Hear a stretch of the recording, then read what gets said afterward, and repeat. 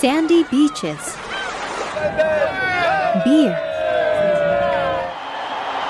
and football.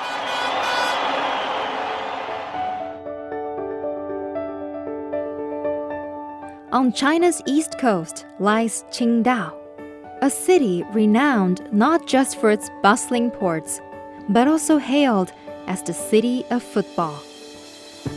With a population of 11 million people, this seaside gem pulses with the passion of football enthusiasts and entrepreneurs shaping the football industry. This is also the place where Sandor Nagy, a former Hungarian football player, has found his second home.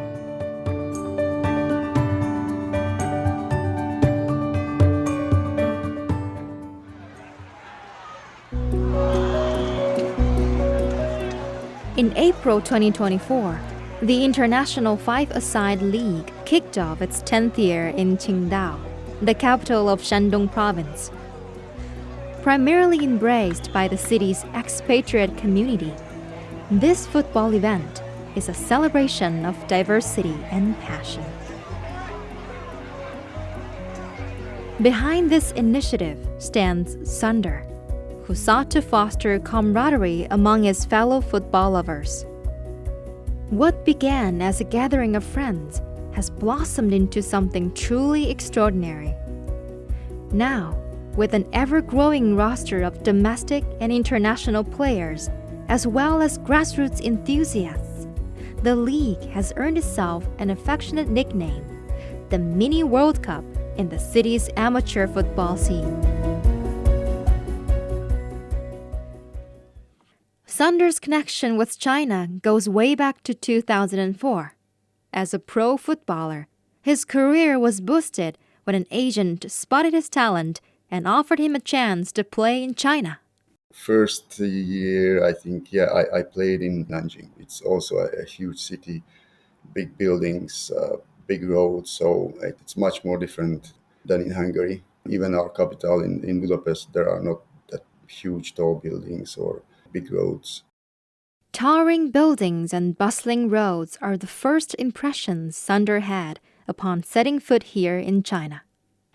That year, the 30-year-old competed in the China League, a major professional competition organized by the Chinese Football Association, and he scored 8 goals for the team that season. Standing tall at 6'6", this young Hungarian player wowed Chinese football fans and coaches alike with his fast footwork and skillful maneuvers on the field. Soon enough, a coach from Qingdao took notice and snapped him up for the team. Over the next 3 seasons, Sandor proved himself a crucial scoring asset for the squad. To be honest, I never thought about to become a pro. I like to play. I think since I'm 10, I joined some local club near my hometown. It's a little village, and nearby there is a city called St. Peter, where I just joined a local club to training with them and play matches. And then I went to high school to a little further, another little town called Kazin, where I played 3 or 4 years more. Growing up in the northeast of Hungary, Sandor's passion for football blossomed at a young age. Upon completing high school, he received an offer that kick-started his professional football career. He primarily played in his homeland before making the move to China. Due to injuries, Sandor wrapped up his career as a professional footballer in 2008. He then headed to Beijing to seek new business opportunities. During his stay in this bustling metropolis, he met a charming Russian woman who later became his wife. And then I came back to Qingdao because it's a lovely city. There are sea, mountains, so for families, for me, it's much better than Beijing. The coastal charm, clean air, and family-friendly atmosphere of Qingdao drew Sandor back to the city. Together with his wife, they decided to make Qingdao their new home. Despite transitioning away from professional play, Sandor's love for football never waned. He went on to launch his own football academy in the city, hoping to ignite a passion for the sport among local youth. I started to work with one or two international schools first. So I just started alone. I just bought some balls, some equipments, and I just went to the school after school activities to coach the kids. And then from then, there I start to build up. In 2013, the Great Football United was founded. The name it comes from... Sandor just from my shares a name, fun which is tidbit Nagy. about the club's name. Translated, It's actually inspired by his own last name, Nagy, which translates to great in English. And from there on, some Chinese friends told me how should we translate the great into Chinese, and they came up with the Weita. So Weita Tsuchou. With this shift, Sandor transitioned from being a star player on the field to nurturing young talent. And Qingdao couldn't be a more perfect setting. Since the first city-based football team was established in 1924, the people of Qingdao have long held a deep passion for the sport. Today, the city proudly hosts two teams in the Chinese Super League, the pinnacle of professional football in the country. In early 2022, this coastal city was selected as one of the first 9 cities to spearhead football development in the country's 5-year plan until 2025. Currently, around 500,000 individuals actively participate in football in the city, with a whopping 300,000 of them being teenagers.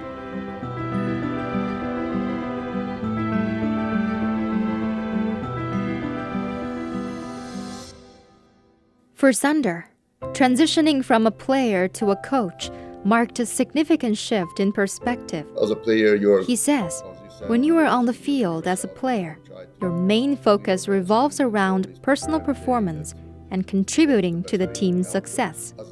However, stepping into the role of a coach entails a whole new dimension. Playing football, you are kind of in an artificial bubble where you do what you love and you get paid and it's just great. But the disadvantage of that it doesn't really prepare you after you retire, because usually players, they don't really think about what's going to happen after. And I want to help the young players and the youngsters when they developing themselves, or we develop them and going up. That's great. That's a good aim to become a pro, but in the same time, we have to remind them that what's going to happen after when they retired. When it comes to coaching, Sandor certainly has his own philosophy. In addition to some fundamental football skills, he emphasizes the importance of nurturing well-rounded abilities in his players. Because when a player or a young kid is joining a team, they first, they don't really know what this is about. They just want to kick the ball and enjoy themselves, which is good, and we have to let them enjoy football.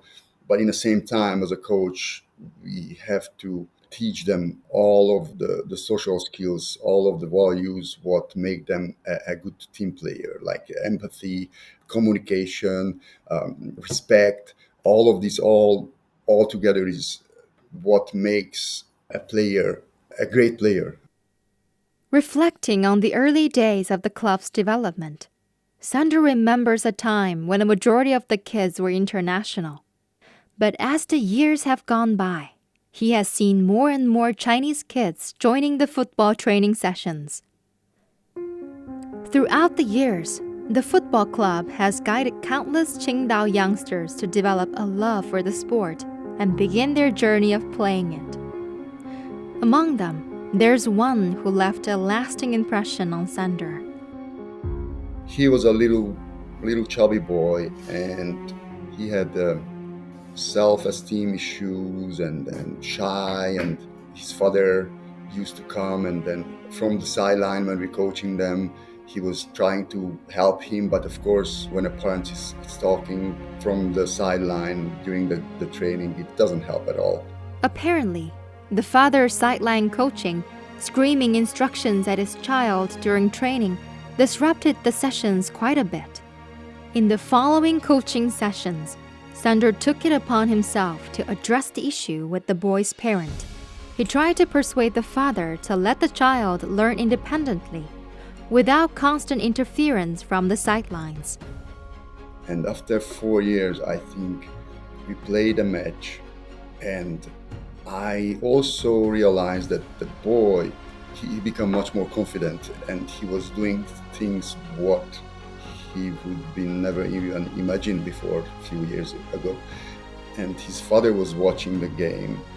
After the game, he came to me and he just shook my hand and told me that he couldn't believe that his son, how much he changed, how much confident he got through these years. And that was a super thing to hear from a parent. The transformation wasn't easy for both the kid and the parent, but moments like this are incredibly fulfilling. They fueled Sandor's determination to dedicate himself to the cause of youth training.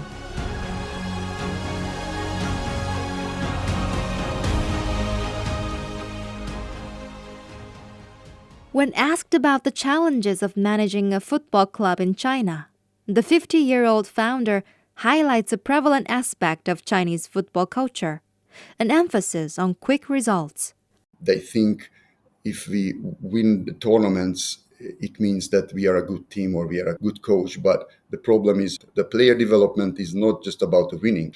If you concentrate on tournaments, then we have to keep the kids on their peak. It means we have to coach them every day very hard, and you can burn out the kids in this way, and they're going to lose interest. They're going to lose the love of this game. They won't have passion. And if you don't have this intrinsic motivation, this desire to play, you cannot reach your full potential, because from outside of this motivation from the coach, it's not the same as it comes from inside.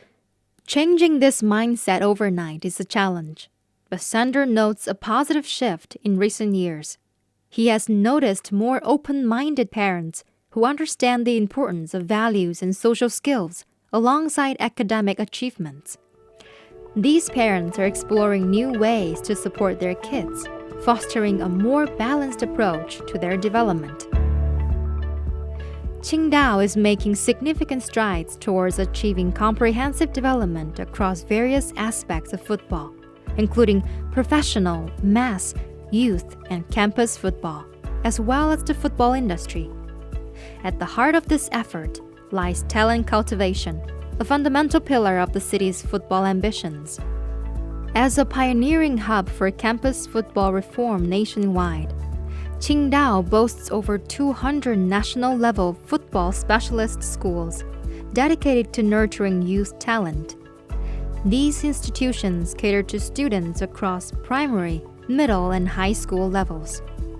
Meanwhile, the city has witnessed a remarkable expansion in its youth football infrastructure since 2009. The number of youth football training institutions has surged from 8 to 62, accommodating a growing student population that has soared from 300 to over 2,500. Despite residing in China for nearly 2 decades now, Sandor admits that one of his biggest regrets is not dedicating more time to learning Chinese. While initially daunting, he found that language proficiency wasn't a barrier to thriving as a foreigner in the country. For him, the key is to be open-minded. If you come to another country with open-minded and think that you can accept, you can see the differences and accept the differences, then you won't have really a culture shock. You can get used to it and live. Of course, if you judgmental and you don't like changes, it's you can struggle in a different country. Not only in China, but other foreign country if you go. But if you are open-minded, then it's easy to adapt. As his football club continues to expand, welcoming more students and coaches, Sandor finds himself shouldering increasing responsibilities.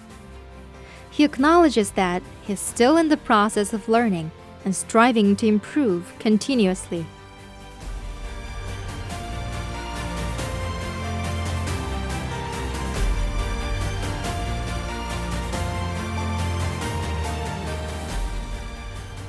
With that, we conclude this episode of Footprints. Thanks for listening. I'm Xingyu. If you are interested in hearing more about the lives of ordinary but incredible people in China, follow us wherever you get your podcasts. Just key in Footprints, and you can find more stories anytime, anywhere. We'll see you next time. Bye for now.